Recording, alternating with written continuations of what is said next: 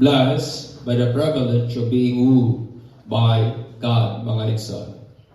Ang atong pagpamalandong makita gyapon the book of Isaiah chapter 2, 14 to 15. So ako lang yung basahon. Ang pulong sa Dios nag-ingon, "Therefore, behold, I will allure her, bring her into the wilderness, and speak kindly to her. Then I will give her vineyard from there, and the valley of Achor as a door of hope. And she will sing there as in the days of her youth. As in the day when she came up from the land of Egypt," mga igsoon. Atong ngayong Domingo, atong naisgutan ang unang punto, ani nga mensahe, which is, nga Ginoo nato mahigugmaon ba nga nagapakikinapi sa atong kasing-kasing, pinagis sa mga divinely ordained nato nga mga kasinatian. Kansang ingon ang Bible nga iyahang giagni ang iyang mga katawhan o gidala ngadto sa deserto sa kamingawan o dito gipamulungan sa Dios sila diha sila kasing-kasing mga igsoon. Ang kamingawan naghisgot kini sa atong mga kasinatian kansang atong na-encounter ang presence sa Ginoo. Amen. It is a place where we encounter the presence of God in a very personal way. Kaya usahay sa kinabuhi, dalon kita sa Ginoo sa mga sitwasyon nga medyo dili gyud komportable ba for us to experience the very presence of God sa usagid ka personal o intimate nga kanang pagtagbo sa iyang presensya igsoon. Ang disyerto sa it speaks kung hain kining atong kasing-kasing nakakaton sa pagsalig sa Ginoo, nakakaton sa pagdepende sa Dios in everything. Ang disyerto sa nagisgot sa dapit kung hain kining atong pagtuo gi-develop sa Dios. Amen ba? Amen. It is a place, situation, or circumstances kansang ang atong faith nagaka-develop. Ikaw, ako usab, ang atong kinaiyahan nag-transform mga igsoon, gipangbago ba sa Dios. Kansang ang atong pagsabot sa kamahinungdanon sa dihang nahimong nasabta nato ba ang kamahinungdanon usab sa pagka matinumanon ganha sa Ginoo o kansang dapit diin usab kita gi-andam sa Dios, gi-prepare sa Ginoo sa unsa mang butanga nagpaabot nato sumala sa iyang plano o katuyuan mga igsoon. O kining orasa nining adlaw akong igapadayon ang ikaduhang nga bahin ani nga mensahe og mao kini. In verse 15, ikaduhang lesson or principles is this, that God promises to restore what His people lost during the time they were lost. Nga Ginoo nagsaan nga iyahang ibalik ba, iyang i-restore ang usamang mga butanga nawala gikan sa mga katawhan sa panahon nga sila nangawala mga igsoon. Ingon ang Ginoo nga human nga iyahang madala ang iyahang katawhan ngadto sa kamingawan o pamulungan ng ilang kasing-kasing, igabalik sa Dios ang unsa man ang nawala nila only if ilahang pagapatalinghugan, pagapaminawon ang tingog sa Dios mga igsoon. Nagsaad din ang Ginoo ngadto kanila nga iyang ibalik ang iyang vineyard, di ba mga sa Bible? Iyang restore ang ang vineyard back ngadto niya, ang valley of Achor as a door of hope. Og ingon ang Ginoo, og anang higayuna magakanta siya sama sa panahon nga siya batanon pa, sama sa adlaw nga siya migawas gikan sa yuta sa Egypt mga igsoon. So na ito lang ka-promise nga itong makita diri nga gihisgutan ani nga verses. O ang una nga saad mao kani nga ingon ang Ginoo nga iyahang igabalik ang vineyard o kaning kung sa ato siguro pwede mo ito ibalik na ko sa imong humayan or imuhang katubhan or imuhang kaning kamaysan because vineyard during their days mao kini ang usa sa sources nila of income mga igsoon. In Isaiah 5:4-7, ang Bible iyang symbolically nga nag-speak kabahin sa Israel nga sila mao gid ang vineyard, sila ang kaparasan nga iya gyud sa Ginoo kansang giatiman sa Dios nga naagi tiunay pagtagad o paghigugma mga igsoon.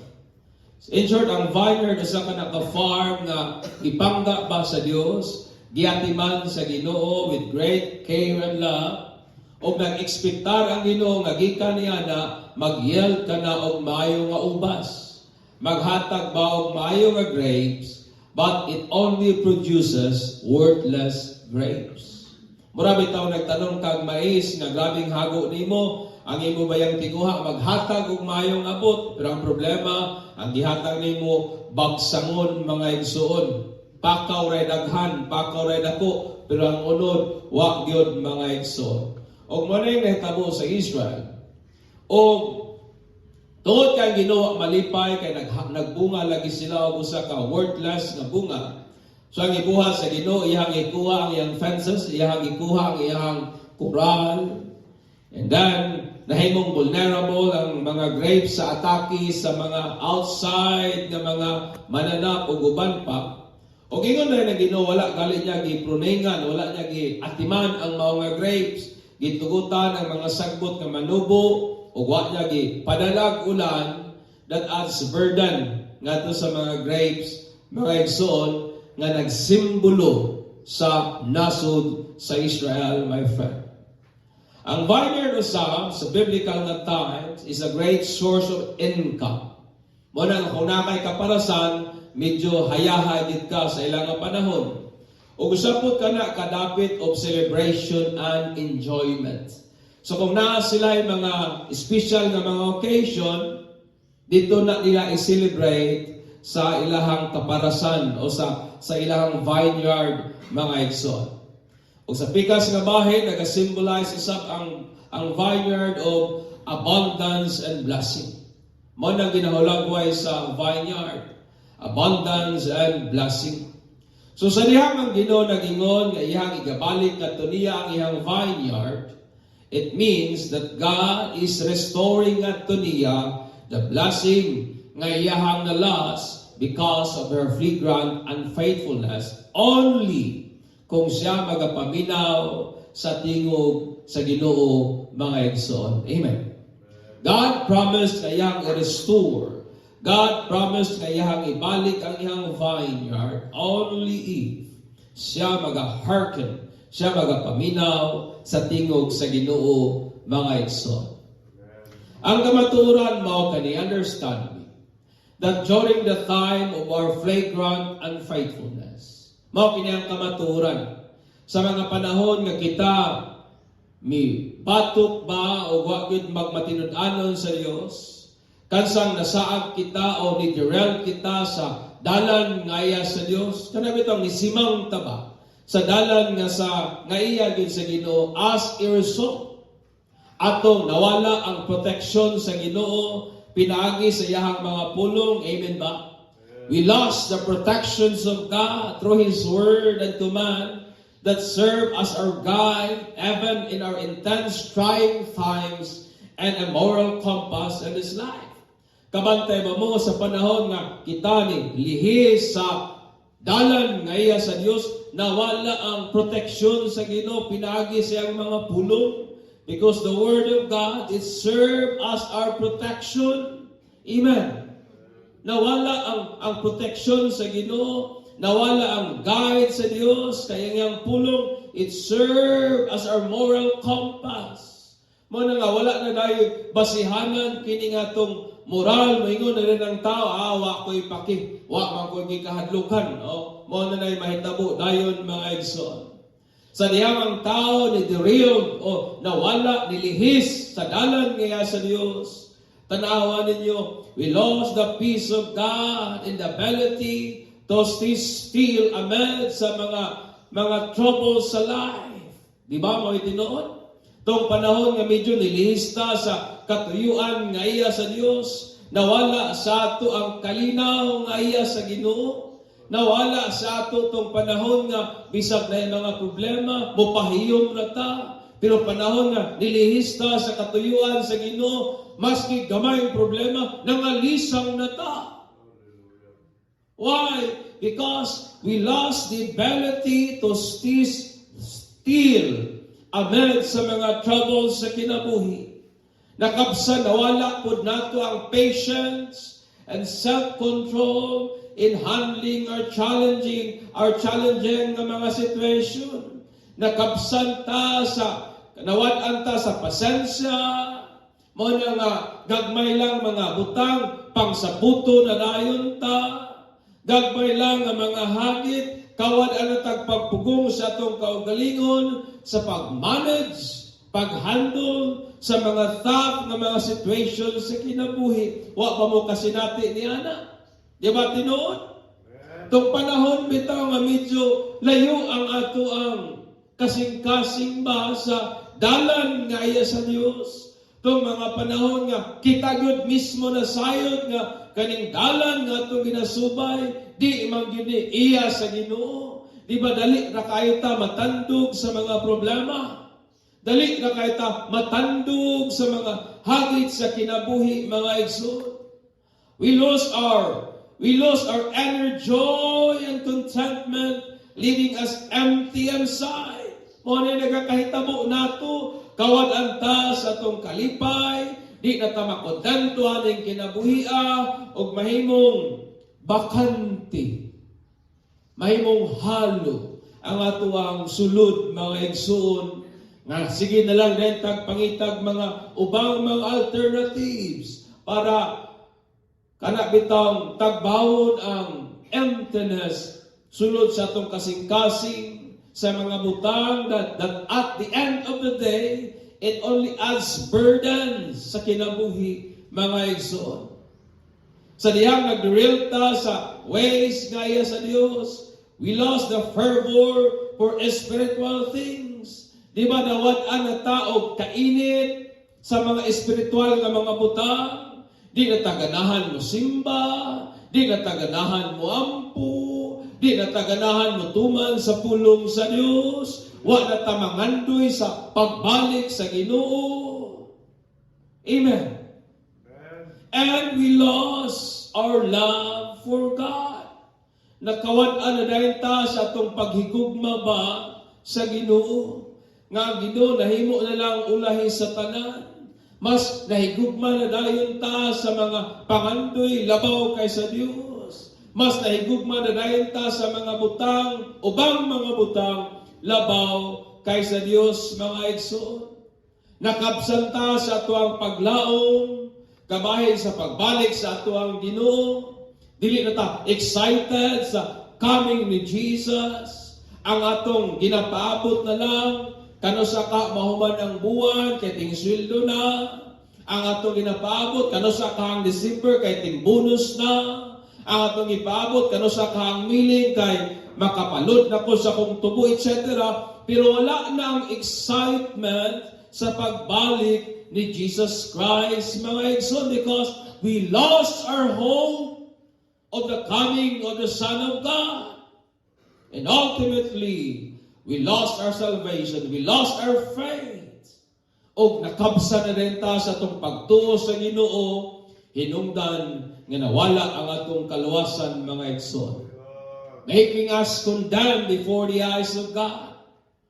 We lose our opportunity, blessing, and the favor of the Lord. Di ba tinuod? Sa diyang ni lista sa katuyuan nga iya sa Dios, daghang nawala nga mga kahigayunan. Katuntang nagsugod na tag tinud-anay sa Ginoo nanay mga kahigayunan nga moasinso pero nilihay man, nawala na hinon kadtong kahigayuna, nawala ang panalangin, nawala ang mga pabor nga iya sa Dios, my friend. Kaya ang kamaturan mao kani sa panahon nga ikaw ug ako nawala sa dalan nga iya sa Dios, tungod aning atong tinuyuan nga dili pagkamatinudanon, we lost the benefits of walking in His ways. Nawad-an po ta sa mga benepisyo sa pagsubay sa dalan nga iya sa Dios. Amen. Kaysa diyang nagsubay ta sa dalan nga iya sa Ginoo, daghang mga benepisyo nga ginabukbo sa Dios sa atuang kinabuhi, ug nawala ka na sa panahon nga wa na ta magsubay sa dalan nga iya sa Ginoo. We lost the benefits of walking in His ways, mga igsoon. Pero ang Ginoo nato kay mahigugmaon man gyud lagi siya. O ang iyang gugma wa gyud mag-give up, wa gyud mag-surrender. Busa bisaad siya nga bisan pag nangasaag ang iyang mga katawhan, iyang igabalik, iyang iga-restore ang unsa mang nawala. Panahon nga sila nangasaag only if they hearken His voice. Amen. Amen. Wa ba ta ka-realize tong pangapanahon nga medyo nagpabadlong ta, daghang nangawala sa ato oy.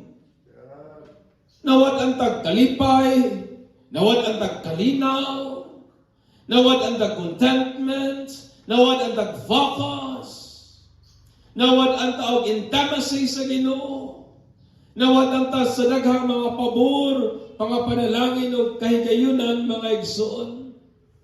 Muna yung Ginoo, bisan pag nagpabadlong ta, pero kung maminaw kita sa mga pulong, iyang i-restore ang unsa mang nawala nato sa panahon nga kita nawala diha sa Ginoo, mga igsoon.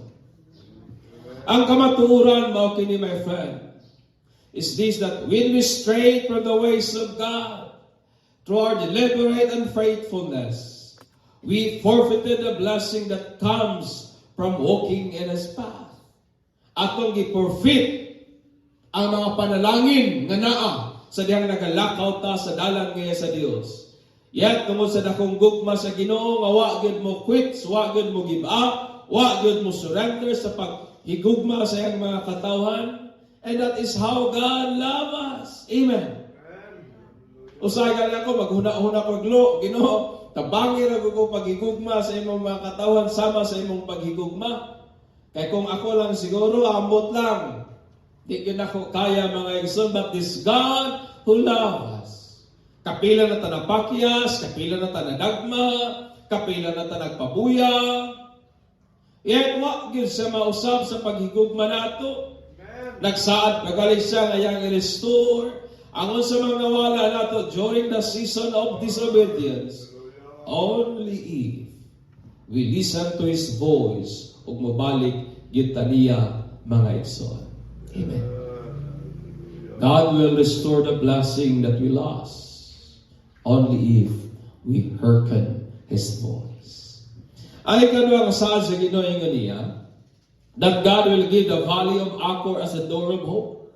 Iyang igahatag ang valley sa Achor ingon nga pultahan sa paglaom. Ang valley of Achor, nakuha na niya yung pangalan gikan kang Achan. Before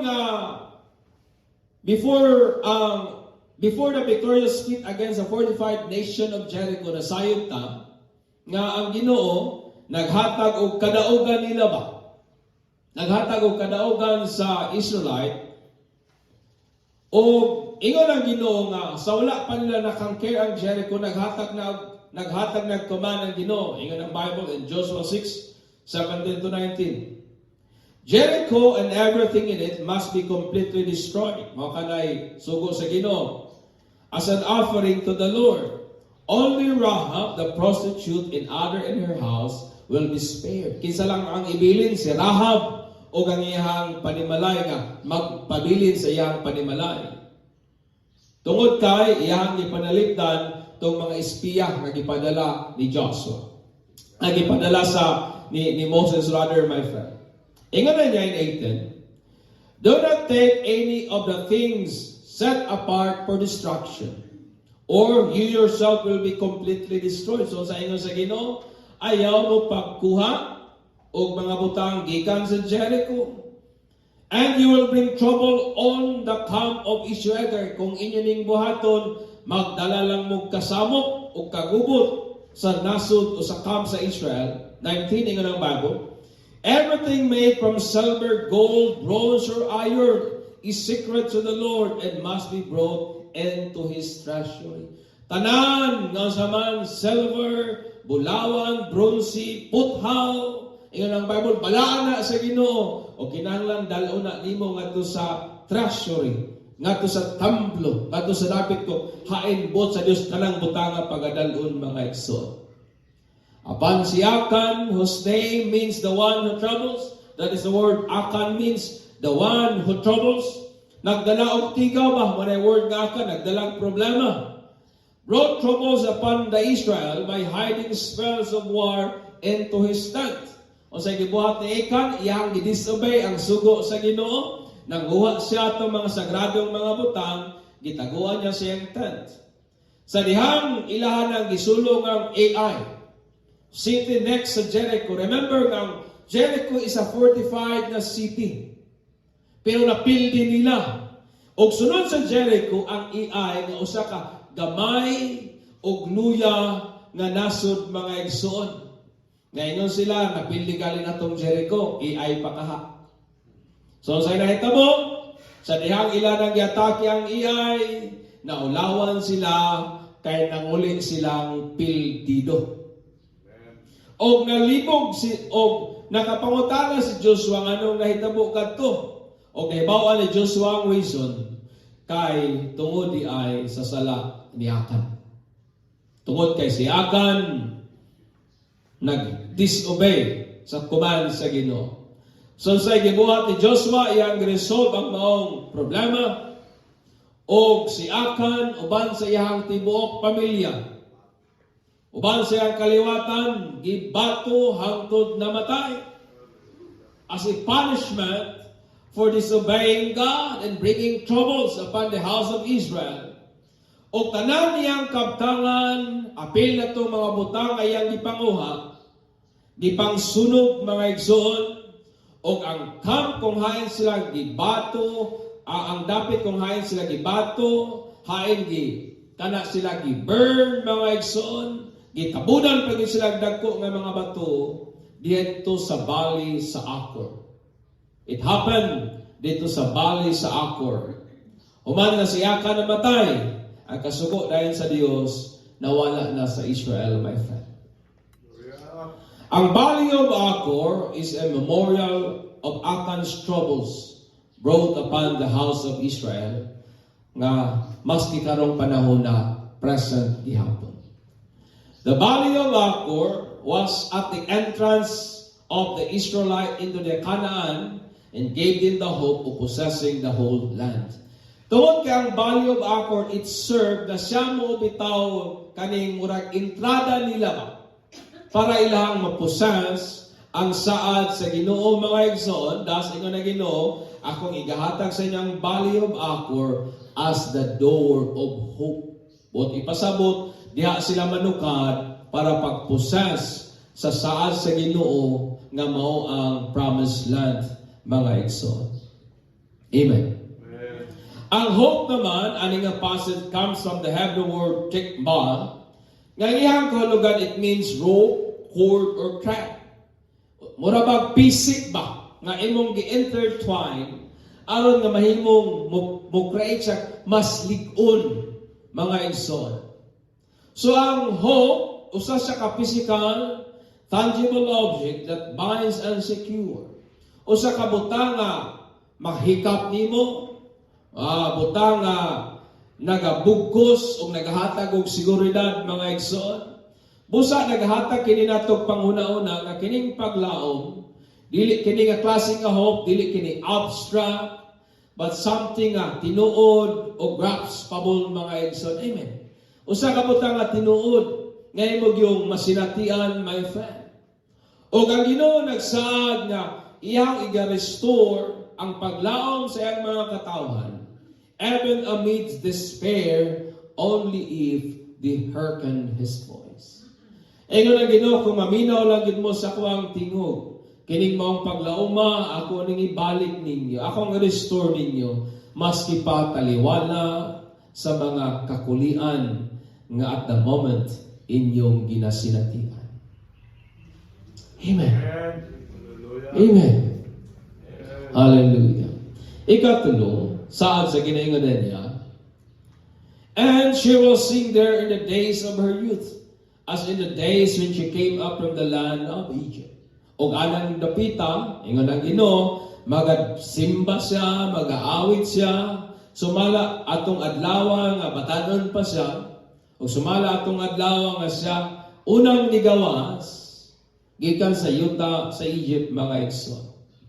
Ang adlaw siyang pagkabatanon, naghulagway kana sa adlaw nga siya migawas sa yuta sa Egypt. Human nga Ginoo iyahang gibahin ang Red Sea, hinubay pa ba mo sa nahitabo? Human nga gibahin sa Dios ang pulang dagat, o nanglakaw sila on foot sa dry ground. Mo na ingon sa Bible, nanglakaw sila sa dry ground, dahil na wall of water sa ilahang side by side mga igsoon. O human nga gibuhat kana sa Dios og nakatabok sila sa pikas nga bahin, out of great kana bitaw nagbisto sa Ginoo upon their very eyes. Kinsa may dili mahingangha sa kahibulungang butang ay mong masaksihan. Makakita man lang galit ang fireworks, mga kita, wow! Makakita man lang galing taong mga nindot nga mga talanawon, makainyo na mga itag pagkanindot. How much more? Nganing orasa, huna-huna ninyo, ibutang imong kaugalingon sa kahimtang sa Israelites. Di ba ka mahibuo?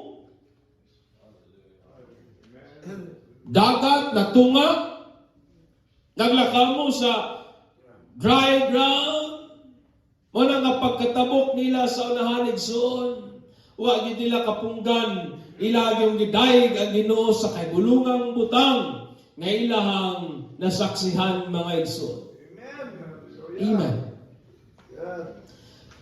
Sa Ginoo ngadto sa Israel, nga ilahang ibalik ang ilahang panalangin, ang ilahang paglaom, o kini nga mga buhat sa Dios cause her to sing praises exuberantly. Nga kining mga butang mga ginapangbuhat sa Dios sa ilahang kinabuhi, hinungdan nga nakahimo sila sa pagdaig nga kana bitaw grabe ang movement sa ilahang lawas, a kind of praise nga dili nila kayang i-content, a kind of praise nga truly nagagikan sa ilang kasing-kasing, human ilang nasaksihan ang milagruso o imposibleng pag-escape nila gikan sa land sa Egypt, my friend. Kahibulungan ang tanang butang gibuhat sa Dios. So dili kaya i-contain sa Israelites ang ilang kalipay, dili kaya i-contain sa Israelites ang mga butang nga gibati nila, human ilang masaksihan kung unsay gibuhat sa Dios sa mga Ehiptohanon nga nagasunod nila.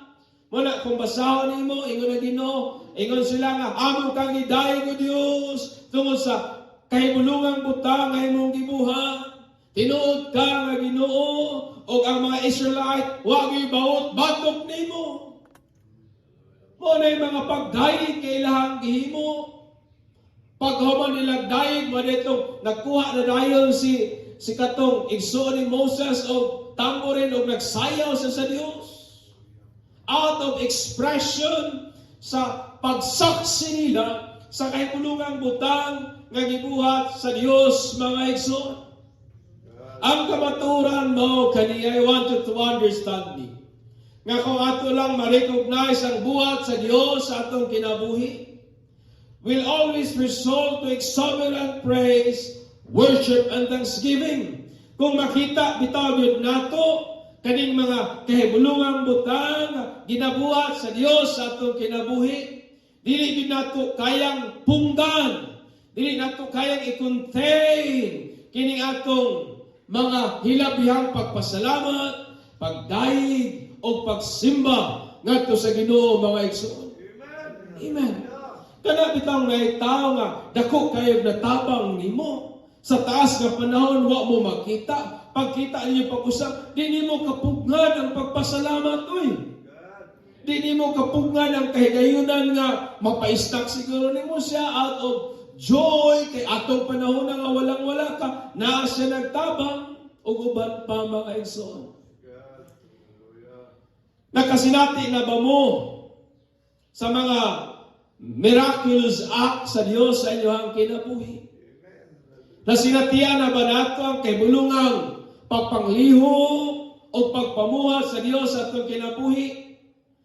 Kansa nga atong mga bayronon na tagbo sa milagrosong mga pamagi. Amen. Ang atong mga Juday, ang atong mga bills na tagbo sa miraculous way. ang atong mga problema na fix sa supernatural nga way. Amen.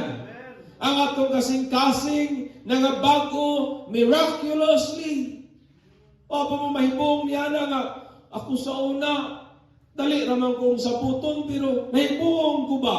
Kaya karon, di naman ko dali saputon. Sa una, way kwarta, mura maguba na akong tibok adlaw, pero karon bisag way kwarta, malipayon man ko, wa pa mo mahibong, anak, na ginabuhat sa Diyos sa inyong kasing-kasing. Sa una, gamay lang problema, may pagmamatay ko. May pagmuwa na din kalimut. Gamay lang problema ba, pero pa mo kay bunga sa butang gibuhat sa Diyos sa itong kasing-kasing. Bisan pagkadagko sa mga problema, maingon gihapon ta, laban na. Maingon gihapon ta, na ang Ginoo, di kita kasama. Because God is miraculously changing our heart. Wa ba na nato nakita? Kaya kung inyo nang nakita, makapasalamat kita sa Ginoo mga igsoon. Ang atong faith was strengthened accordingly. Ang atong pagtuo, ginalikon sa Dios. Ang atong pagtuo, ginamanso sa Ginoo. Ang atong paglaom, mas nahimong klaro o sigurado kaysa una. Sa una, dili kita sigurado sa pagbalik ni Jesus. Pero karon klaro og hayag pa kaysa utong tutok mga igsoon. Ang atong mga character gipang polish o refine sa Dios. Amen. Ang atong mga kinayahan kung sa sagang-sangon pa nga likuranan ba, gimasilyahan. Gisander aron mahimong kanang hamis mga igsoon. And our life becomes more meaningful and lively. Atong kinabuhi nahimong mas significant, mas nahimong nindot mga igsoon.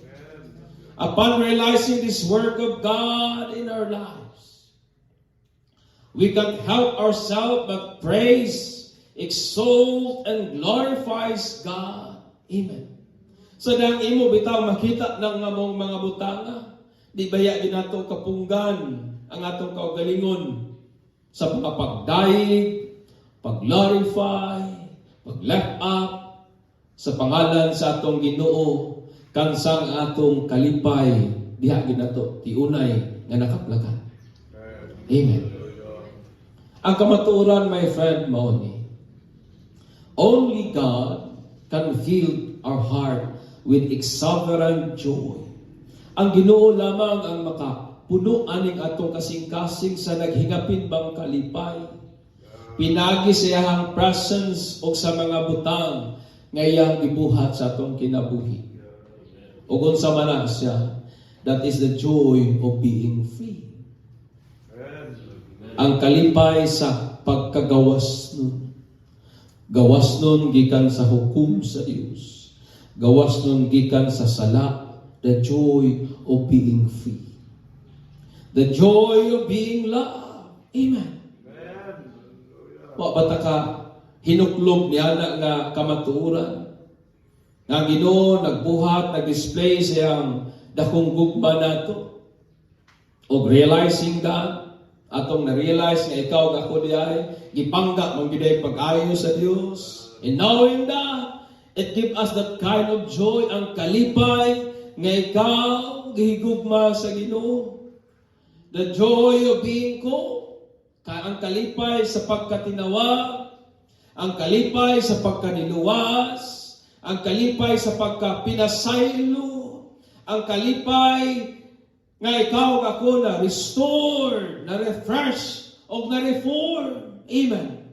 Only God can do that, my friend. O gingon ang Ginoo, ako nang ipalit nimo. Pangutan ako kanimo karon igsoon. Nagmalipayon pa ba ka nga nangalagad sa Dios? Unfaithfulness is costly. Understand me.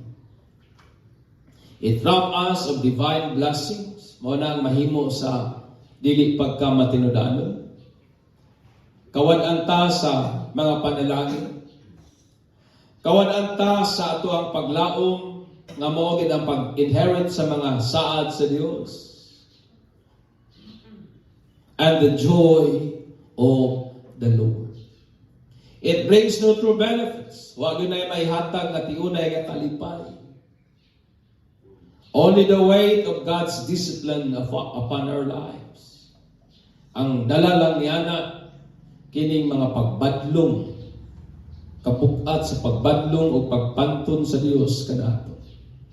When we stray from God's ways, we lose not only our direction, but also the blessings that comes from walking with Him. Di ba ang tinuod? Sa diyang mawala ta sa dalan nga iya sa Dios, kawalan po ta sa mga panalangin ba nga naaan ang iyang dalana. Murami taog, aniyon na lang ako pagsabot. Kami sa una, nako'y mabantayan ka, mga tumiglaruhas, naidalan nga daghang bayabas.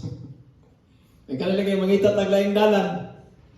So, masimang ka, ang problema sa dalan nga imong giagian, way bayabas, panahon nga magutman ka, gutman gyud ka. Pero kung nagsubay pa may atong dalan nga mong naandan nga dalan nga abot sa unahan ay bayabas kutlo, kaon. O katong bayabasa, dito na gyud pudto atong dalan. Understand me, brethren. Mao man pud sa Ginoo. Kani nga mga blessing diha na gyud pud sa dalan nga iya sa Dios. If with the help from the ways of God, the blessings na naa niya na, di kita ka-expectar mga igsoon. Yet God's love never gives up.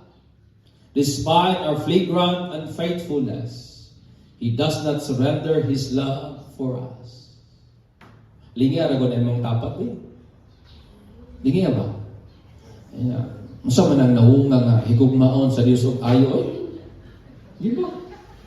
Tanaw ra ko ng atong mga naong angay maning ingon pa nila kaning mga naungan wa pay krimen suspect na. Pero gipangga kita pag-ayo sa Dios. Gihigugma kita pag-ayo sa Dios ug kaniyang paghigugma nato wa gyud misprenda. Instead, He allow us to go through experiences where we will realize that He alone is our everything. Kinatugutan ta nga moagi sa mga circumstances sa life for us to realize na siya gyud ang tanan. Ginapag-o ang atong kasing-kasing aron mahigugma ta niya sincerely and promise to restore what we've lost during the time we are lost. Og saad sa Ginoo, iya pa yung igabalik ang unsa mga butang nga nawala sa atua tong mga panahon nga nawa pud ta gikan niya. Ingat. O ako nagtuko nga daghan siguro butang nawa sa atua. Tirang saad sa Ginoo, iyahan na i-restore. Amen. Only if we hearken to His voice o musubay kita sa dalan nga iyahan. Manindog ta, and let us give glory.